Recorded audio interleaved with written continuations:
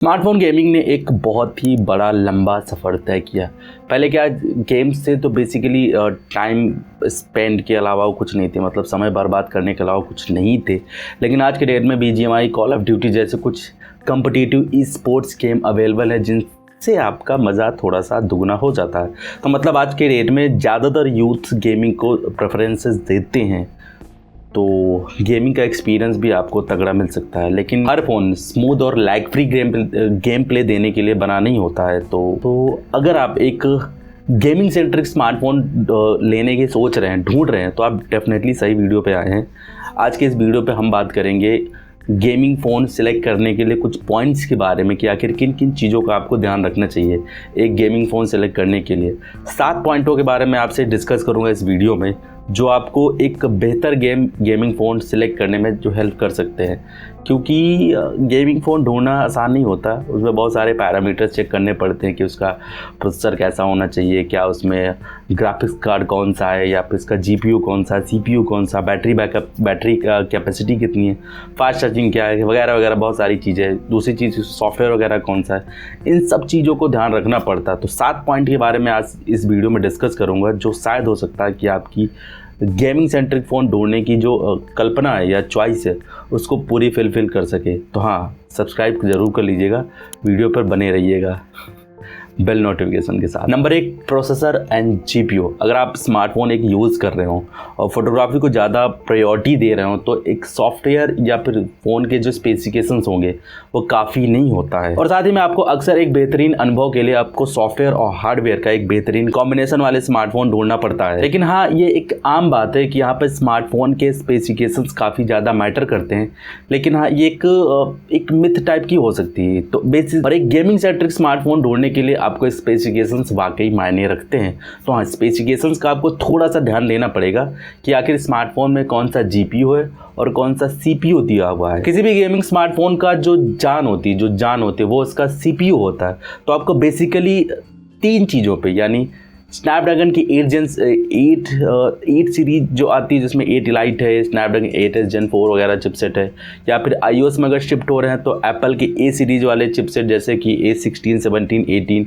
और यहाँ पे अगर मीडियाटेक डायमेंसिटी वाले अगर थोड़ा सा गौर करा जाए तो वहाँ पे 9000 वाले सीरीज जैसे 9400 वाले या 9500 प्लस वाले चिपसेट कुछ ऐसे देखने होंगे। इनसे पावर्ड ही आपको स्मार्टफोन चूज़ करना पड़ेगा। हालांकि कुछ ऐसे स्मार्टफोन हैं जो पुराने मॉडल्स हैं, मतलब इस लाइनअप के कुछ पुराने मॉडल्स हैं जो इन्हीं चिपसेट से कुछ ऐसे पावर्ड हैं। तो एक बार उनका ज़रूर रेट चेक कर लीजिएगा कि आखिर किस प्राइस पॉइंट मिलते हैं। और इसी के साथ इन चिपसेट के साथ आपको एक पावरफुल GPU भी देखने को मिल सकता है।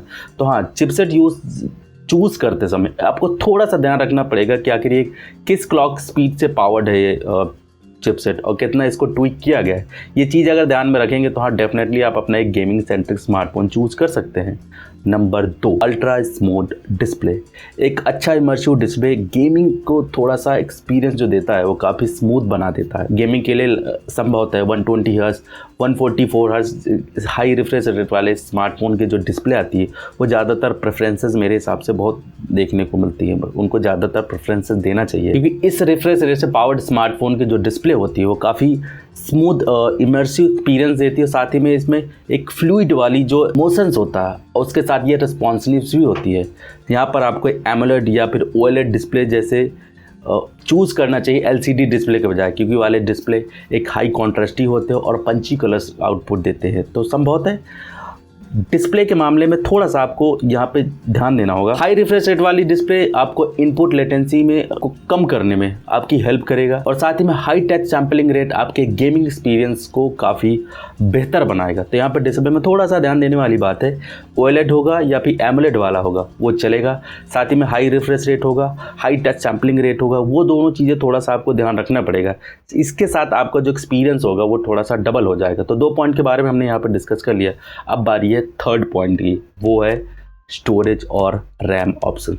यहाँ पे देखना होगा कि आखिर इस बार स्मार्टफोन में कितनी GB का रैम दिया हुआ है। आजकल की डेट में जितने भी स्टैंडर्ड मॉडल आते हैं लगभग 8 GB की रैम देते हैं, और 8 GB की रैम किसी भी गेम प्ले को शुरू करने के लिए काफ़ी पर्याप्त होती है। लेकिन कुछ ऐसे स्मार्टफोन भी होते हैं जिसमें 12 GB तक की रैम देखने को मिल सकती है। तो यहाँ पर रैम सेलेक्ट करने के पीछे आपको ये ध्यान देना होगा, क्योंकि जितने भी फ्लैक्स स्मार्टफोन आते हैं वो 12 GB या 16 GB रैम तक ऑफर करते हैं। तो यहाँ पर रैम टाइप्स को थोड़ा सा गौर करेंगे, जिसमें LPDDR5X रैम जो आजकल की डेट में चलता है वो थोड़ा सा चूज करना होगा। रही बात स्टोरेज के लिए, तो आजकल की डेट में जितने भी स्टैंडर्ड स्मार्टफोन आते हैं बेसिकली बेस 128 GB को सपोर्ट करते हैं, लेकिन आज की डेट में जितने फ्लैक्स स्मार्टफोन आते हैं वो लगभग 256 GB तक स्मार्टफोन देते हैं। तो आप जितना मैक्सिमम स्टोरेज ऑप्शंस आप सेलेक्ट करेंगे तो वो शायद आपके लिए हेल्प कर सकता है, क्योंकि बाद में आपको कोई फोटो वीडियोस वगैरह डिलीट नहीं करने पड़ेंगे। इसके अलावा एक चीज़ पर और थोड़ा सा आपको फोकस करने पड़ेगा, क्योंकि जो स्टोरेज टेक्नोलॉजी यूज़ की जाएगी वो बेसिकली आप UFS 3.1 या UFS 4.1 के आसपास ही सेलेक्ट करें।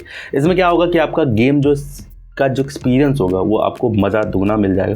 साथ में लोडिंग टाइम जो होती है गेम की वो काफ़ी फास्ट हो जाती है स्टोरेज टाइप की वजह से।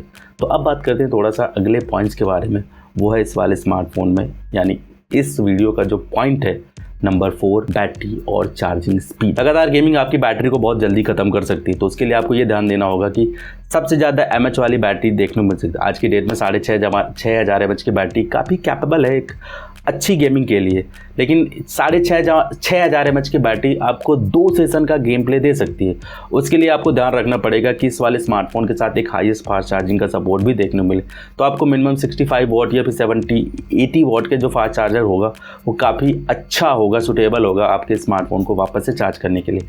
लेकिन आज की डेट में एक ऐसी टेक्नोलॉजी भी बिल्ड कर ली गई जो एक बाईपास चार्जिंग के नाम से भी विकसित होती है। इसका मतलब क्या होता है कि आपका फ़ोन अगर चार्जिंग में कनेक्ट है तो डायरेक्ट चार्जर से पावर शुरू हो जाएगा, वहाँ पे बैटरी को सेफ हो जाएगा, क्योंकि बैटरी बार बार चार्ज होगी, गर्म होगी, तो उससे थोड़ी सी आपको निजात मिल सकती है। तो बैटरी कैपेसिटी और हाई फास्ट चार्जिंग ये एक मैटर करती है किसी भी गेमिंग सेंट्रिक स्मार्टफोन सेलेक्ट करने के लिए। तो एक बात ज़रूर ध्यान में रखिएगा कि आखिर उसमें बैटरी कितनी है, उसकी फास्ट चार्जिंग क्या है, और आखिर बाईपास टेक्नोलॉजी इसमें अवेलेबल है या नहीं। ये चीज़ थोड़ा सा आपको ध्यान रखनी पड़ेगी। अब बात करते हैं 5वां पॉइंट के बारे में, वो है कूलिंग सिस्टम। आज की डेट में क्या होता है कि जितने भी स्मार्टफोन आते हैं या फिर जितने भी यूज़र्स होते हैं वो थर्मल डिसिपेशन सिस्टम को थोड़ा सा इग्नोर करते थे, लेकिन उनका यहाँ पे एक पॉइंट निकल के सामने आता है कि जितना ज़्यादा फ़ोन का कूलिंग सिस्टम इग्नोर किया जाएगा उतना ही ज़्यादा फ़ोन हीट करेगा। स्मार्टफोन हर साल ज़्यादा पावरफुल होते जा रहे हैं, जहाँ पे आपके फ़ोन को गर्मी से निपटने के लिए एक कूलिंग सिस्टम का होना बेहद ज़रूरी होता है। तो आज की डेट में अगर आप फ़ोन सेलेक्ट करने जा रहे हो गेमिंग सेक्टर स्मार्टफोन, तो कूलिंग सिस्टम को ज़रूर एक बार चेकआउट कर लीजिए कि आखिर स्मार्टफोन में कौन सी कूलिंग सिस्टम दी गई है, क्योंकि तरह तरह की मार्केट चल रही है। वेपर कूलिंग सिस्टम है, ग्रेफाइट लेयर कूलिंग सिस्टम वगैरह चल रही है। आज की डेट में VC कूलिंग सिस्टम भी एक तरह से इंट्रोड्यूस की जा चुकी है। तो स्मार्टफोन में अगर कूलिंग सिस्टम होगा तो आपको एक बेहतर एक्सपीरियंस देखने को मिल सकता है गेमिंग के दौरान, क्योंकि फ़ोन अगर हीट होगा, कूलिंग सिस्टम उसके पेस्ट को हीट को मैनेज करिए, तो उससे क्या होता है कि आपको एक बेहतर एक्सपीरियंस मिल जाएगा। अगर फ़ोन हीट होगा वो फ्रेम ड्रॉप करेगा, लैग होगा, आपका एक्सपीरियंस ख़राब हो जाएगा। तो हाँ, कूलिंग सिस्टम होना ज़रूरी है किसी भी गेमिंग स्मार्टफोन में। कुछ ऐसे मार्केट में कुछ अलग से एसेसरीज़ भी अवेलेबल है, जैसे आप फ़ैन वगैरह ले सकते हैं। हालांकि नूबिया के जितने भी स्मार्टफोन आते हैं उसमें फ़ैन भी मिलता है, तो गेमिंग का एक्सपीरियंस ज़्यादा दे सकता है।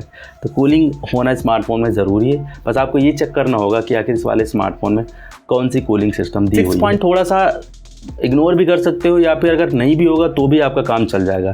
वो है इन स्मार्टफोन का ऑडियो और हैप्टिक फीचर्स। स्मार्टफोन में अगर लाउड स्टीरियो डुअल स्पीकर होगा तो शायद आपका गेमिंग एक्सपीरियंस अच्छा हो सकता है, खासकर FPS में, क्योंकि अगर BGMI कॉल ऑफ ड्यूटी अगर आप स्मार्टफोन में गेम खेल रहे होगे तो वहाँ पे हैप्टिक्स का और स्पीकर्स का काफ़ी रोल्स होता है। एडवांस हैप्टिक फीडबैक इंजन जो स्मार्टफोन में होते हैं वो आपके इस गेम प्ले को काफ़ी इंटरेस्टिंग बना देते हैं, क्योंकि इनमें आपको जो हैप्टिक फील मिलता है उससे क्या होता है कि मेंटली जो गेमिंग की सेशंस होते हैं उसमें काफ़ी इंप्रूवमेंट देखने को मिल जाती है। तो ओवरऑल अगर हैप्टिक वगैरह फ़ोन में चेक करोगे वो ज़रूर मेंटेन कर लीजिए कि क्या हैप्टिक फीचर्स वगैरह क्या फीचर है, डुअल स्टीरियो स्पीकर है कि नहीं है, हैप्टिक का फीडबैक इसमें कैसा है, वो ज़रूर एक बार चेकआउट कर लीजिए कुछ रिव्यू वीडियोज़ में। तो शायद हो सकता है कि आपको एक बेहतर गेमिंग स्मार्टफोन सेलेक्ट करने में हेल्प मिल सकती है। लास्ट पॉइंट के बारे में बात करेंगे, वो इस फ़ोन का फीचर्स यानी सॉफ्टवेयर और गेमिंग जैसे कुछ फैसिलिटीज़ आती हैं। स्मार्टफोन आजकल गेमिंग सेंट्रिक्स को ज़्यादातर प्रायोरिटीज़ देती है। पोको ने एक स्मार्टफोन लॉन्च किया था, उसमें BGMI की जो FPS को 160 तक सपोर्ट के लिए दे दिया था। तो कुछ कुछ ऐसे स्मार्टफोन होते हैं जो एक्सक्लूसिव गेम का सपोर्ट देते हैं, जैसे कि